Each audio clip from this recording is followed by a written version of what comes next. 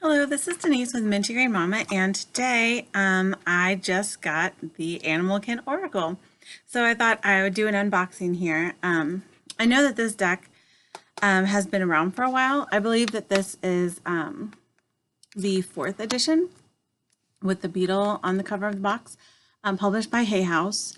And so I am going to open it up. I'm excited because I kind of been passing on animal oracles lately, even though I really love like animal based decks. But I saw this one and I just loved the artwork. I actually, I'm sorry to say that I didn't really know about this deck until I just saw it recently come up as a suggestion on Amazon.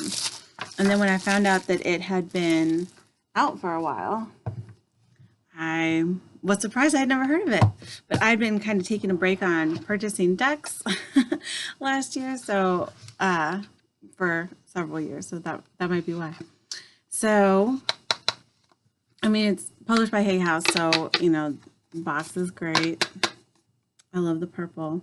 Purple is my color for for 2019, so that's awesome. I love this artwork. It's so pretty. I love the colors. Actually, the beetle on the box is what drew my eye. Like I said, I've been passing on animal decks, and I saw this one, and I just loved that beetle, so I thought I'd give this one a try. So this is by Sarah Wilder, and this is the little guidebook that comes with it. And from what I understand, and like I said, I'm pretty new to this deck. I don't have any previous editions or anything. But from what I understand, I think there's a new version of the peacock, the bear, and the deer. I wrote that down. I read that on a website. So, and just slightly different design on like the backs and that kind of thing. So let's see. I think they're supposed to be like, oh wow, this is a long book. So there's like 174 pages.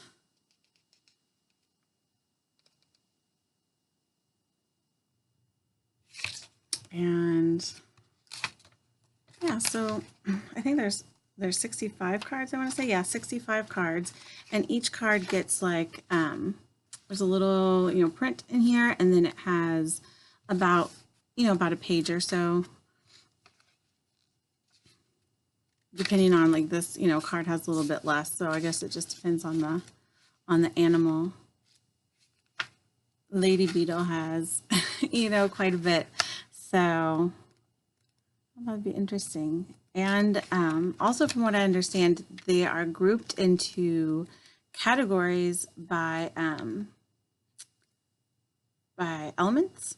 So it has, I want to say, earth, air, fire, and water, and spirit. five elements. Let's see, earth, air, water, fire, and spirit. Yeah, I think that's about covers it. And so I haven't read the book yet. Obviously, you know, I just opened it, but I will look over that. So I just want to see the cards. Open. So I was really, when I saw that they were published by Hay House, I was expecting really good cards, and yeah. And I mean, the cards are great. They're the matte finish too, which I love. And I love that back. And I love how, you know, it has like the 5 points there for the five elements, and I just think that's a nice touch. So let's look at some of the cards, shall we? Buffalo for gratitude. That's so fitting that that's the first one that came up, because that's definitely, I know it's kind of like cliche now, but that's something I'm working on in for the new year. Is I'm going to be tracking my gratitude and like actually working on cultivating that and every day. So I'll be working with buffalo. This is cicada cycles. Cow for nourishment.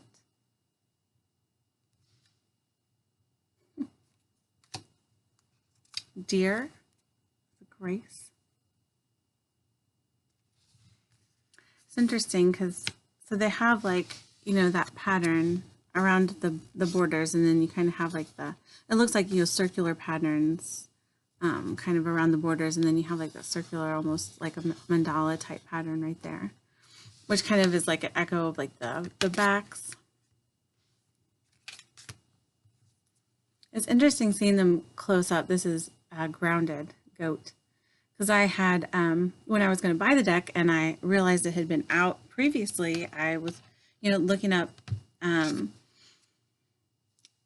YouTube videos about the deck, and, you know, you see them on the screen, but it's so different, like in person.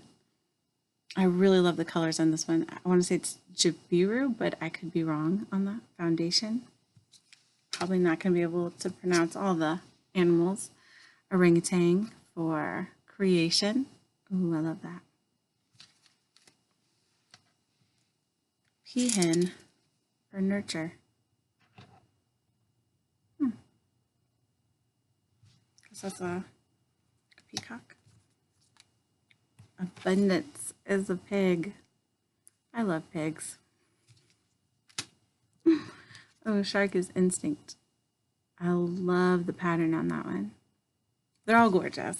I mean, they're all gorgeous. Oh, sloth for wisdom. That's an interesting choice. I'm going to have to read the book on that one. Let me see. I wonder if hopefully they're alphabetical in here. Oh no, they have numbers. Oh my gosh, see, I didn't even notice that. So in the very, very, very, very middle of the mandala there in the center is a little number. So that's 11. So, okay, so these are in numerological order. I thought they'd be alphabetical. And so all these first ones, okay, so all the first ones have been Earth. That's interesting because I guess I thought that I don't know why I was thinking like the colors on the outside would be like, they would kind of correspond to the elements, so that you could kind of see at a glance what the elements were, but I guess I'll just have to try to remember that, or maybe there's a way to remember that I haven't found out yet. So this is 11, sloth for wisdom, and it says kin essence is strip back and dig deep to find peace and insight. The slowest moving mammal on earth, the sloth has a clear understanding of what is important and what is not. The sloth makes decisions with intention and is resourceful when it comes to avoiding predators and finding food. They may seem as though they would make an easy target for predators, but they are actually masters of disguise, easily blending in with their tree homes and moving very slowly to avoid detection. I'm just going to skip over a little bit here. I'm trying to find the wisdom part. I guess because they recognize how to blend in. Their teachers are being comfortable and confident in their own stillness. Being at one with the earth and embodying her core essence can awaken our own inner wise woman or crone energies. In times like this, we are reminded to strip back to the very basics and dig deep on what is truly important to us. Feelings of not being enough or not doing enough are holding us back from evolving to our most deepest and wisest spiritual selves. Less giving and more taking, maybe in order to regain a better perspective. That's interesting. That's interesting. And so I guess that's the meaning. I have to think about that one. I like that card. I'm lucky enough to have seen a sloth that is, natural habitat when I went to a rainforest tour. So I love, the sloth energy. A lot of these animals, I might not have ever seen like in person or like in their natural habitat before. So like this one, wombat for exploration. It's not an animal energy that I'm familiar with, so I'd be interested to read that book and see. And I'm just trying to see how many. Okay, so up through wolf. Wait a second. Yeah, this is the last earth. So maybe there's just, because, there was a bird in here and there was a shark. So it's not just like, so a shark is the earth energy in this deck. So I'm going to have to read more about that and see how that works. Because like this one is a water card. This is crab. So I totally get that one, and look how pretty that is.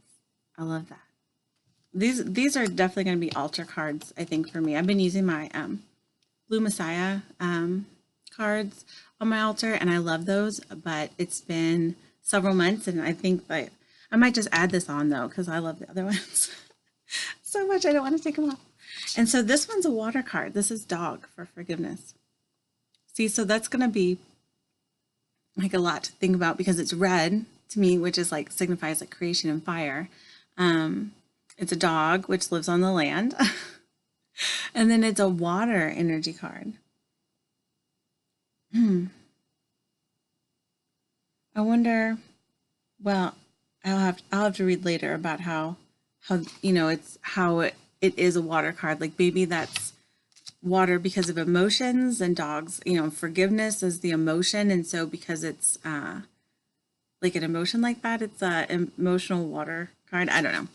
I'm making things up. Dolphin for play. Love dolphins. Ooh, dragonfly for imagination. See, I always, in my mind, I think of dragonfly as like a wisdom, like spiritual wisdom card. Like when I see a dragonfly, like that's what always comes to my mind. So this will be interesting to get some new perspectives on some animal energies. This is knowing for a duck. Pretty duck. Flamingo community. I want to save some of these and not show them all, but like I love them so much, I want to show all of them. Jellyfish for flow. Ooh, manta ray for presence. I love that. Parrotfish for authenticity. Parrotfish are so interesting. Seahorse for love. That's an interesting one. Huh. Seahorse for love. Starfish for sensitivity. I love that purple color. Oh man, sea turtles. Turtle for longevity. And whale for communication. The colors are what is like really attractive about this deck. So I guess I'm pretty glad that the borders aren't all like one for earth and one for water and so on, because then you get like these go like this, an alpaca for curiosity. Look at that. Love it. Oh, okay. So look at this. I just noticed that the little designs are different in the top. Okay. So I'm thinking that that's how you tell. So this is me just coming up with things as I go, but I don't know if you can see like the little crystals around the number on these cards. And that was an earth card. And so then these have like this little like wavy line around the outside. And I think that goes for all the, that's for all the water cards. And so if alpaca is the next element of fire, yeah, so that might be how you tell the difference. So then you have alpaca, which is a fire card for curiosity, and then you have like a little bit different design with like almost, it looks almost like half moon on the side there with, oh, and you have like little triangles. Okay. So there you go. There is a way to tell. And it's less obtrusive than having giant, huge borders with like, all the same colors. B for power. See, I don't always think of power as a bee, so I'm really getting into this deck here. Camel for celebration. Cardinal for passion. Every time I want to skip a card, it's just gorgeous, and I show it anyway. Chameleon for energy. And now, I don't think chameleons is having a lot of energy, mainly because like they move so slow. I'll have to read that one too. Oh, fox, solitude. Skip. Lady beetle for luck. Lion for confidence. And this, okay, so this looks like it's still the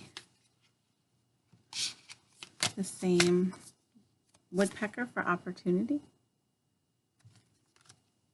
And then here we get into, it looks like a new element.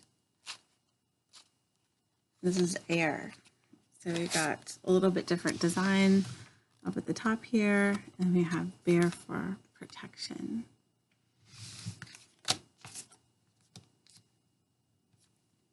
And bluebird for pleasure. And butterfly, change, which that's one that I'm like, yeah, change and butterflies. That definitely, in my mind, eagle and strength.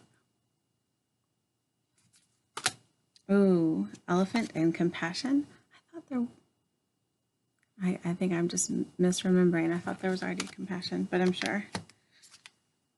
Probably it was something else. Giraffe for perception. That's a great one for perception. I love that. Let's see. Hummingbird and joy.